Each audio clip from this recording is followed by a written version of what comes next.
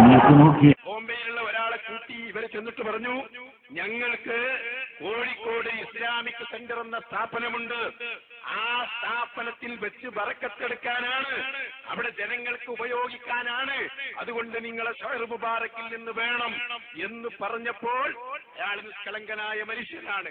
ആ സാധു ഒരു ഷഹർ മുബാറക്കിൽ നിന്നുള്ള 7 മുളച്ചുണ്ടായ ഇതളുകൾ അതാണ് ഇവർക്ക് നൽകിയത്. ഞങ്ങൾ ചെമ്മാട് ദാറുൽ ഹുദ എന്ന സ്ഥാപനമുണ്ട്, ആ സ്ഥാപനത്തിന്റെ ഫോട്ടോ കാണിച്ചു കൊടുത്തു, ആ സ്ഥാപനത്തിന്റെ കുട്ടികളെ ഫോട്ടോ കാണിച്ചു കൊടുത്തു.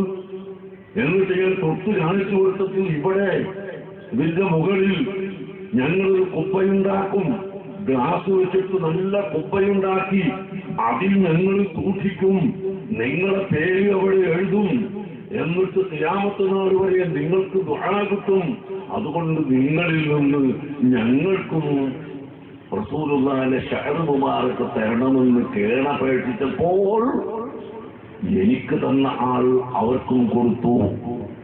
അദ്ദേഹമാവട്ടെ ഇനി ചോദിക്കട്ടെ, ഇങ്ങനെ പച്ചക്കളവ് പറയുന്നവർക്ക്